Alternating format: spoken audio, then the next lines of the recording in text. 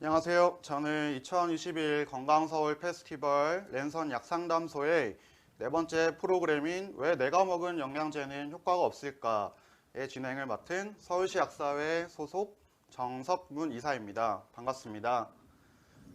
저와 이번 프로그램을 함께 진행해 주실 유튜브 채널 오징어 약사 TV를 운영해 주시는 김선영 약사님을 소개합니다. 약사님 인사 말씀 부탁드리겠습니다. 네. 안녕하세요. 오징어 약사 TV를 운영하고 있는 김선영 약사라고 합니다. 네, 이번 시간에 제목만 봐도 이거 내 얘기다 하시는 분들이 많을 것 같은데요. 여러분들이 궁금해하시던 영양제에 관한 질문들을 저희가 한번 파헤쳐 보도록 하겠습니다. 혹시 사전 질문을 못 남기신 분들도 걱정하지 마시고 시청하면서 궁금하신 점은 댓글로 바로 달아주시면 약사님이 옆에서 바로바로 댓글을 올려드리도록 하겠습니다. 약사님, 약국에서 네. 상담하다 보시면 혹시 손님들이 어떤 특정 약의 사진을 찍어 오시던가 해서 이 약이 이 약국에 있는지 여쭤보시는 분들 있지 않으신가요? 네, 맞습니다. 하루에도 평균적으로 한 2분 정도는 사진을 보여주시면서 이 제품 있냐고 여쭤보시는 분들이 있는데요. 정말 신기하게도 이분들이 보여주시는 제품들이 저희 약국에 있었던 적은 한 번도 없었던 것 같아요. 그래도 저희 방문해 주신 분인데 그냥 돌려보내드리기 뭐해서 여쭤봅니다. 왜 드시려고 하시는지, 뭐 누가 드시려고 하시려고 했는지 이런 거 여쭤보면요. 레퍼토리가 거의 똑같습니다. 내가 아는 누가 나랑 비슷한 증상을 갖고 있는데 그 사람이 이걸 먹었더니 좋아졌다. 그래서 나에게도 꼭 먹어보라고 하더라.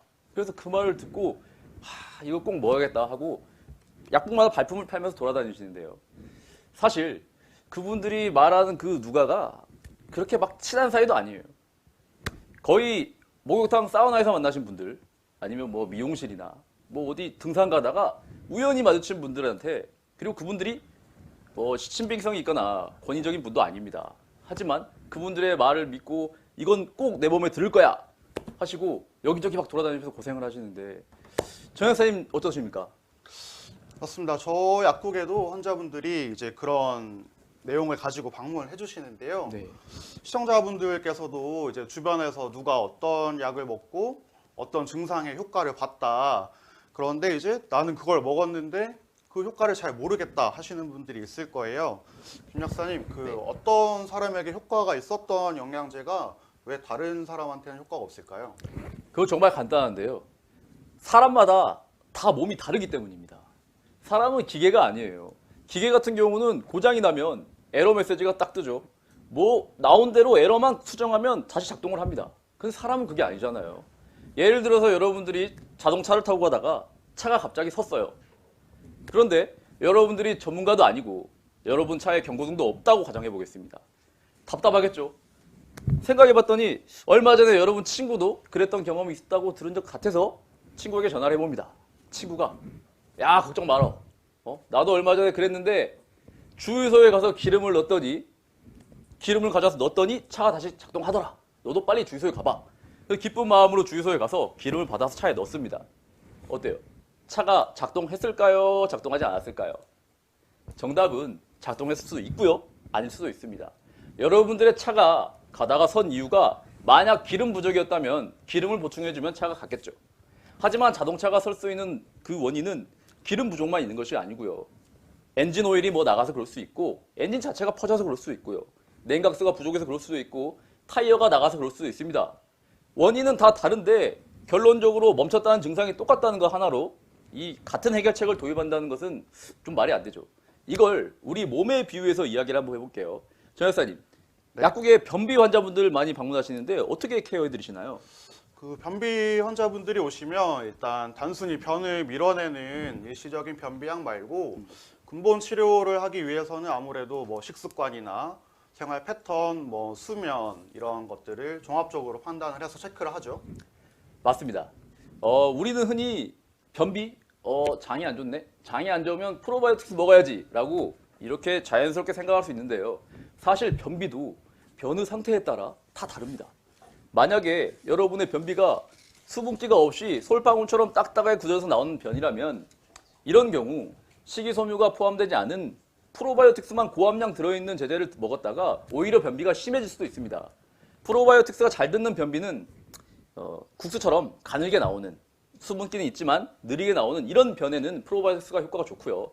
그리고 또 프로바이오틱스를 전혀 쓰지 않고도 인체에서 혈액순환이 상반신에 좀 많이 머물러 있는 분들이 있어요. 이런 분들도 변비가 좀 심해지거든요. 이런 분들 경우는 프로바이오틱스 쓰지 않고 그냥 혈액순환만 잘 되게 해줘도 변비가 바로 좋아집니다. 그렇군요. 가끔 약국에서 네. 변비 때문에 나는 프로바이오틱스를 무조건 먹어야겠다라고 하시는 분들이 많은데 이 얘기를 한번 자세히 들어보시면 좋을 것 같습니다. 네. 변비뿐이 아니에요. 여러분들 두통이 있어서 진통제 드시는 분들 있죠. 그런데 이 진통제 먹는 횟수를 줄이고 싶으신 분들, 그러니까 두통을 근본적으로 치료하고 싶으신 분들이 마그네슘 이야기 많이 들어보셨을 거예요. 두통엔 마그네슘이 좋다더라 라는 이야기를 듣고 마그네슘을 시도해 보시는데 어때요? 마그네슘 먹고 효과가 좀 나왔을까요? 이 경우도 마찬가지입니다. 그분의 두통이 마그네슘 결핍성 두통이었다면 마그네슘을 먹으면 효과가 좋겠죠. 하지만 두통을 유발하는 원인은 철분 결핍도 있어요. 철분이 부족해서 두통이 생기는데 그런 철분 결핍성 두통에는 철분을 넣어줘야 될 거예요. 예를 들어서 교감신경이 너무 항진돼서 과도한 스트레스로 인한 두통은 교감신경을 좀 낮춰주는 그런 약을 쓰면 두통이 좋아지고요. 간에 열이 너무 많이 받아서 두통이 생기는 분들은 간장약을 써서 열을 좀 식혀주면 두통이 좋아집니다. 똑같은 두통이지만 쓸 수 있는 약재들은 다 달라진다는 얘기예요.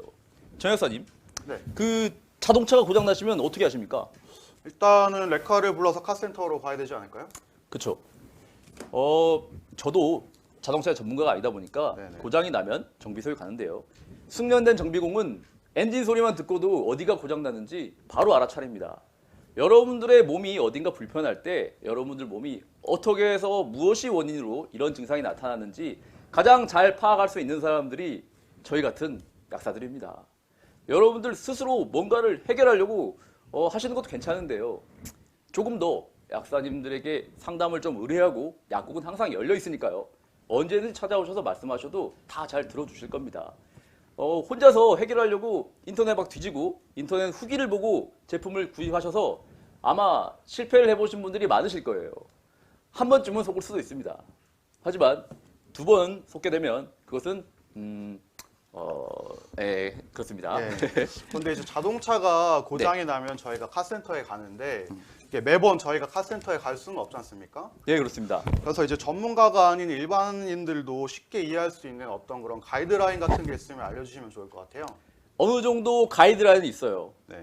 그래서 지금 여러분들이 스스로의 몸을 체크하고 내가 어떤 타입의 사람이기 때문에 어떤 영양소를 보충하시는 게 좋겠다. 이걸 좀 제가 알려드릴 건데요. 사람마다 저는 크게 세 가지 타입으로 나누거든요.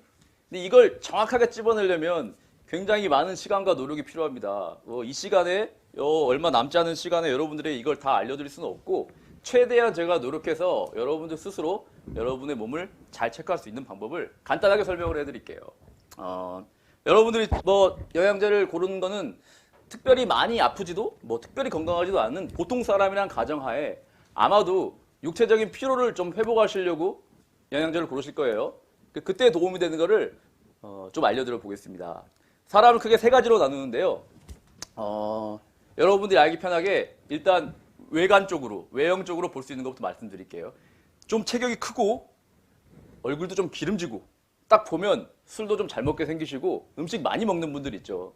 이런 분들은 맨 마지막에 해드릴 거고요. 이런 분들을 제외하고 저처럼 좀 마르고 날씬한 사람들, 이 사람들을 먼저 설명해 드릴게요. 이렇게 날씬한 사람도 크게 두 가지로 나눌 수 있는데요. 저는 두 가지를 어떻게 나누냐면 위장관 기능이 좋은 사람, 위장관 기능이 좋지 않은 사람 이렇게 나눕니다. 그럼 위장관 기능이 좋다 하면 나는 소화를 잘 시키니까 위장관 기능은 좋다라고 생각할 수 있는데요. 그게 또 아니에요. 위장관 기능이 좋지 않은 사람도 밥을 1시간 동안 먹으면 소화 잘 시킵니다. 그래서 제가 판단하는 기준은 밥을 빨리 먹어도 위장에 무리가 있냐 없냐로 나눌 수 있습니다. 밥을 빨리 먹어도 위장에 무리가 없는 사람들, 그걸 먼저 이야기해 드릴게요. 제가 밥을 빨리 먹어도 전혀 위장에 무리가 없고요. 일상생활이 가능합니다. 저는 빨리 먹으면 밥을 2분, 3분 안에도 먹을 수 있습니다. 그렇게 먹어도 충분히 잘 돌아가요. 한때 한번 제 와이프하고 약국에서 밥을 먹는데요. 와이프가 그 3분 카레를 전자레인지에 딱 넣고 와서 앉았는데 제가 밥 숟가락을 딱 놓으니까 전자레인지 땡 하더라고요. 그렇게 빨리 먹어도 아무 이상이 없습니다. 이런 분들 있으시죠? 이런 분들은요, 몸의 대사 자체가 남들보다 빠릅니다.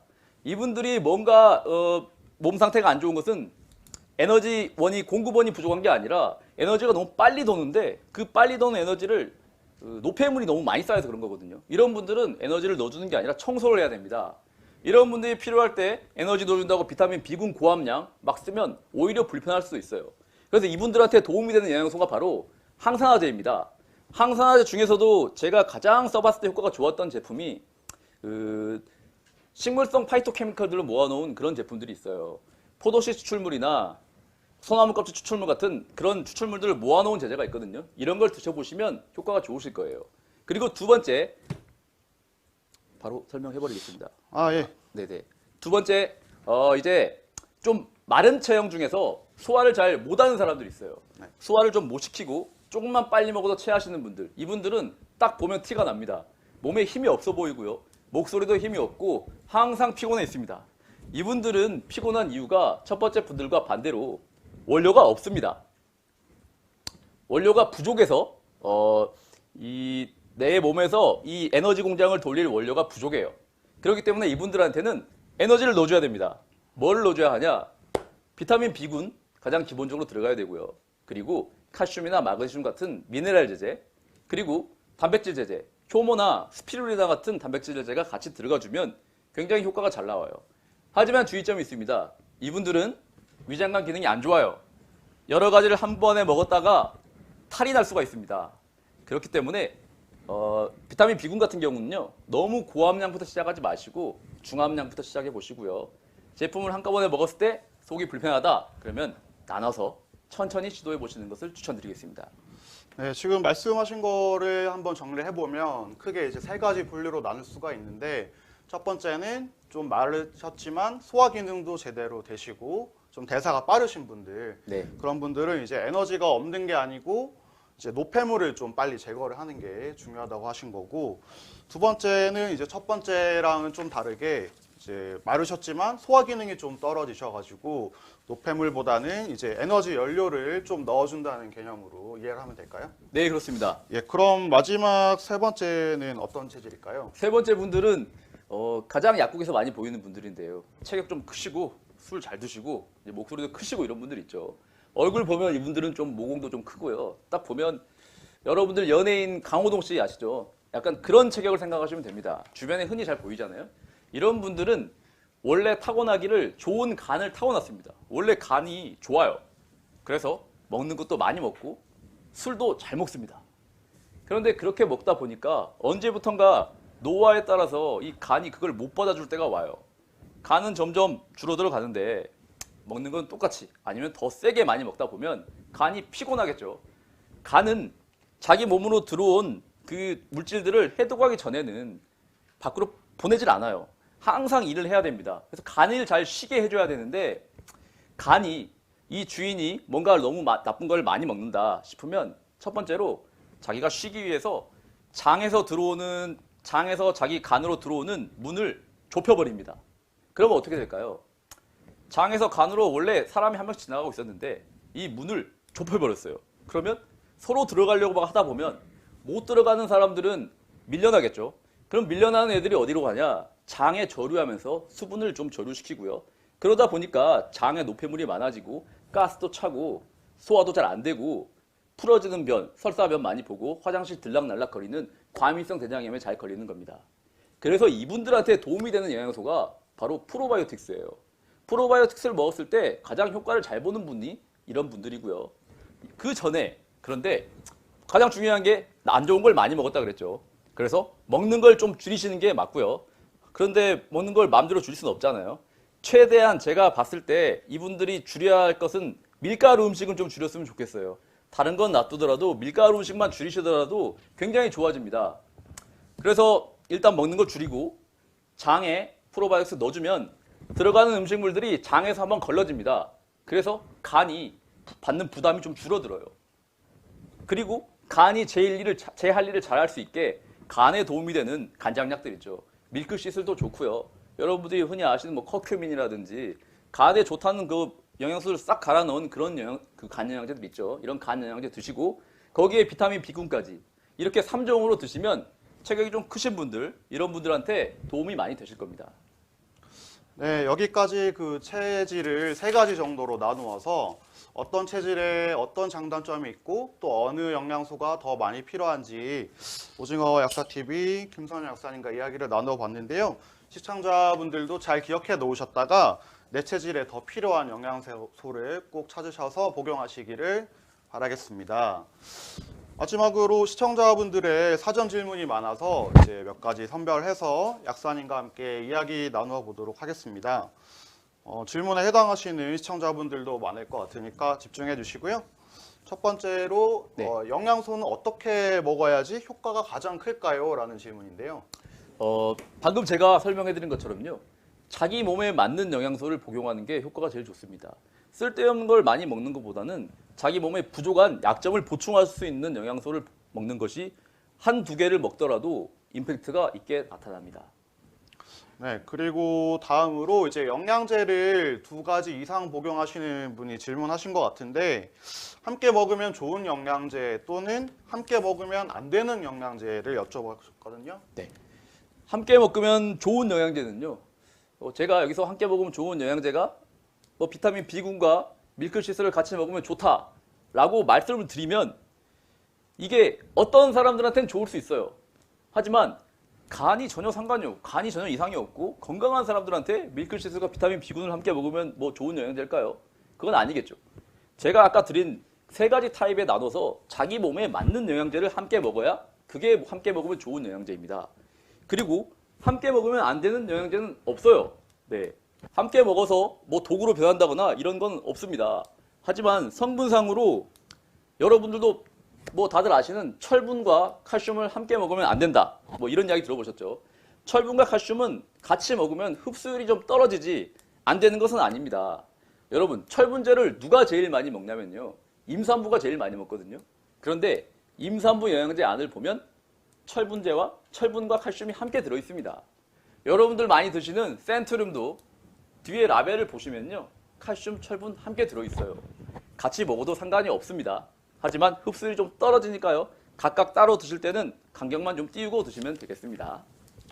네, 그리고 다음으로 이제 4-5가지 이상 영양제를 드시는 분이 있는데 좀 효율적으로 먹을 수 있는 방법을 물어보시네요. 이것도 아까 제가 말씀드린 것과 답이 동일한데요.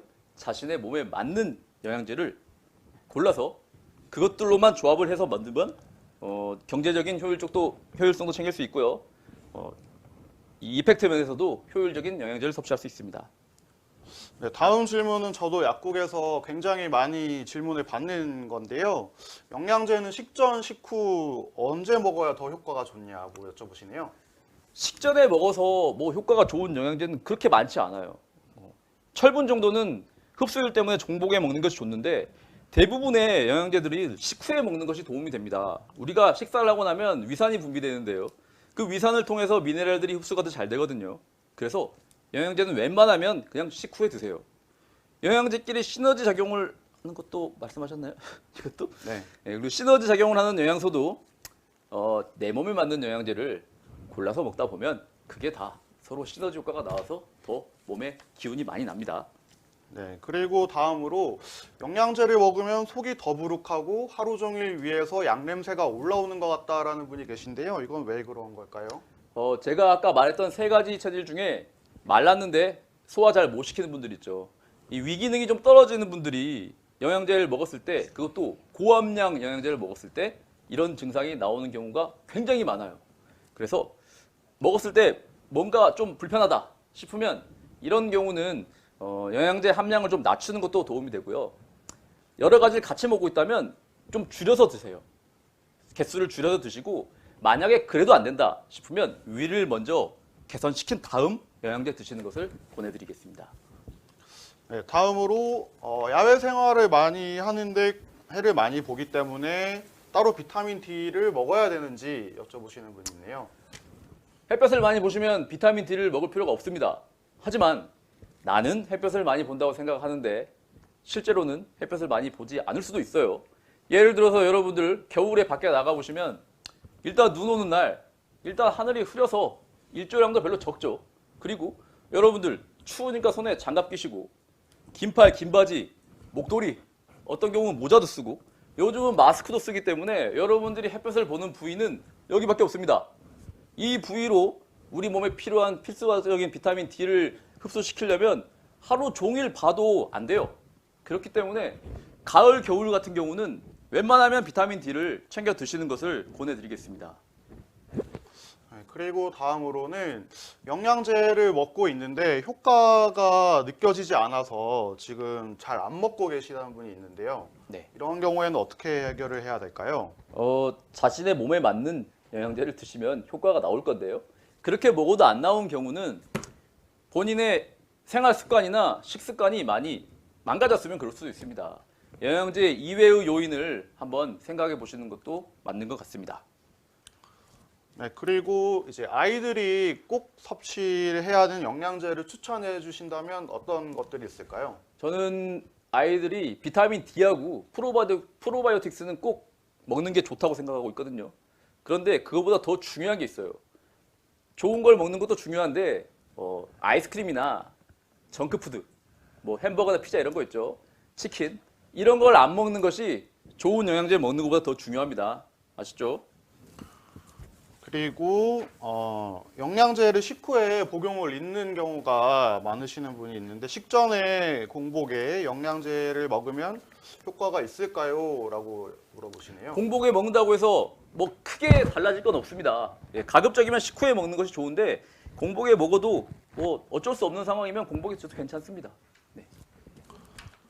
그리고 이 질문은 이제 약국에 오시는 손님들이 계속 물어보시는 건데 주변에서 자꾸 종합 비타민을 드시는 분들이 많은데 나도 꼭 종합 비타민을 먹어야 되냐라고 하시는 분이 굉장히 많으세요.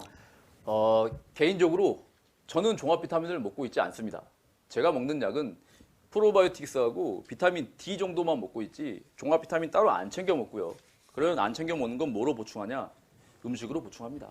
네. 안 먹어도 돼요.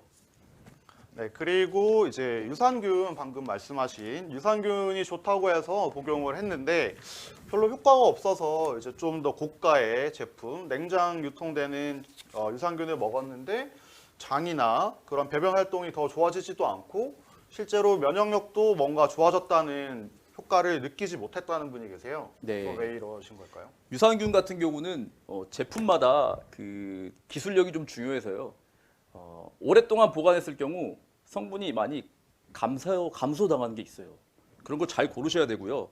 그리고 좋은 걸 먹었는데도 효과가 없다면 일단 이분이 몸 상태가 조금 깨져 있을 수도 있습니다. 어딘가 균형이 깨져 있어서 장이 유산균을 넣었다고 해도 그거를 보충하지 못하고요.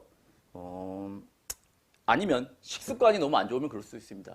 이분은 한번 약을 바꿔보시든지 아니면 전문가하고 상담을 한번 해보시는 게 좋을 것 같아요. 네, 다음으로는 이제 가을철이 돼서 눈이 너무 건조한데 네. 눈을 좀 이제 안 건조하게 할 수 있는 추천해 주실 만한 영양제가 있을까요? 사유라고 해서요. 뱀 기름이 들어간 그 눈 영양제가 건조증에 도움이 많이 됐습니다. 그런데 이게 동물보호단체에서 왜 뱀의 이 권리를 무시하냐 해가지고 이 원료를 다 못 만들게 해버렸어요. 그런데 예전에 물건을 받아놓은 약국이 있으면 재고가 있을 수도 있거든요. 뱀 기름 들어간 눈 영양제를 한번 구해보시고 그걸 못 구한다 싶으시면 눈 영양제에 오메가3가 들어가 있는 눈 영양제들이 있거든요. 그런 걸 드셔보시는 게 도움이 될 거고요. 그래도 안 된다 싶으면 그 눈 영양제에다 보충해서 간혈을 시켜줄 수 있는 간장약이라든지 예를 들어서 간이 약점인 사람은 간장약 첨가하시고요. 그 다음에 저처럼 말랐는데 눈이 건조하다 싶으면 항산화제 같이 보충하시면 그게 또 눈에 또 효과 좋습니다. 네, 그리고 이제 질문이 한 3개 정도 남았는데요. 40대 이제 중년 이후의 시청자분이신가 봐요. 하루에 먹어도 되는 최대 영양제 개수라든지 아니면 이제 아침, 점심, 저녁 어떻게 먹어야 비타민을 가장 효과적으로 먹을 수 있는지 물어보시네요. 사실 먹어도 되는 비타민 개수라는 건 없습니다. 네. 미국에 구글에서 AI를 연구하시는 유명한 박사님이 있어요. 레이 커즈와일이라고 이 사람은 돈도 많고 머리도 똑똑하고 영양제에 대한 책까지 쓰신 분이에요. 그런데 이분 같은 경우 하루에 먹는 영양제 개수가 배갈입니다. 배갈을 먹어도 건강하게 잘 살고 있습니다. 하지만 여러분들이 이게 따라할 수는 없죠. 제가 드리고 싶은 말씀은 개수가 제한은 없습니다. 하지만 용량은 잘 맞춰서 드시면 괜찮고요. 아침이나 점심, 저녁 중에 언제 먹어야 효과가 좋냐면 사실 우리가 영양제를 먹는 게 활동하면서 에너지를 내려고 그러는 거죠. 아침이나 점심에 먹어야 우리가 직장에서나 일 한참 열심히 하고 있을 때 에너지가 들어오겠죠. 밤에 힘을 써야 된다면 저녁에 드셔도 괜찮습니다. 하지만 대부분 사람들은 아침, 점심 때 힘을 쓰기 때문에 아침이나 점심 때 복용하시는 것을 권해드리겠습니다. 네, 그리고 다음으로는 이제 음식으로만 영양 섭취가 안 되나요? 영양제를 꼭 반드시 먹어야 되나요? 라고 물어보시는 분이 있어요. 저는 개인적으로 음식으로 섭취하고 있는데요. 음식으로 먹는 게 영양제로 먹는 것보다 돈도 많이 들고요. 더 힘듭니다. 영양제로 먹는 것은 그냥 나 살던 대로 살다가 시간만 맞춰서 그냥 뚜껑 열고 약 먹으면 끝납니다. 하지만 음식으로 섭취하려고 하면 식단을 관리한다는 뜻이거든요. 음식으로 영양을 섭취하는 사람이 햄버거나 피자를 먹고 야식을 먹고 치킨을 먹고 이건 말이 안 되잖아요. 굉장히 노력과 자기 의지도 많이 필요하고요. 어려운 길이에요. 하지만 저는 어려울수록 이걸 이뤄냈을 때 그 성취감도 크고 건강에 작용하는 효과도 크다고 생각합니다. 한번 시도해 보세요. 네. 네, 그리고 마지막 질문인데요. 밀크 시슬이 피로 회복에 도움된다는 이야기를 주변에서 들었는데 실제로 그런지 마지막 질문입니다. 간이 문제가 있어서 필요하신 분들이라면 밀크 시슬이 도움이 되실 겁니다. 제가 아까 말씀드렸던 체격도 좀 크고 기름지고 간 딱 안 좋아 보이는 분들, 이런 분들은 밀크 시슬 먹으면 효과가 좋아요. 그런데 그 이외의 사람들, 저는 한 번도 지금까지 밀크 시슬 먹어본 적이 없습니다. 안 먹어도 멀쩡해요. 그리고 밀크 시슬을 드신다면 팁을 드리자면 하루에 보통 한 번 먹는데요. 2번 드시면 효과가 더 좋습니다. 밀크 시슬은 2번 챙겨 드세요. 네, 이렇게 해서 이제 거의 30분 가까이 시간이 흘러갔는데요. 오늘 함께 하신 그 참여 소감이나 마지막으로 시청자분들에게 소감 한 말씀 부탁드립니다. 제가 라이브가 처음이라서 오늘 제가 준비한 것을 다 못 보여드린 것 같기도 한데 좀 미숙했으면 죄송하다는 말씀을 드리고 싶고요. 오늘 꼭 드리고 싶은 말씀은 자기 몸에 맞는 영양소를 잘 찾아서 드시려고 노력해 보시되 안 되면 언제든지 약국 문은 열려 있으니까요. 약사님들과 상의해 보세요. 아셨죠? 네, 그 약은 그 자체로도 유익성과 유해성을 동시에 갖고 있기 때문에 약을 조제를 하시거나 구매하실 때 반드시 약사와 직접 대면해서 설명을 듣거나 상담을 하시는 게 굉장히 중요한데요. 요즘에는 간편하게 그 처방약에 대해서 효능이 인쇄된 약봉투를 받기도 하지만 약사님들이 또 중요한 사항을 한 번 더 강조하기도 하고 또 일반 의약품의 경우는 올바른 사용에 대해서 직접 말씀을 들을 수 있기 때문에 꼭 약사님과 반드시 상의를 해보시기를 바랍니다. 이상 랜선 약상담소 4번째 프로그램을 종료하겠습니다.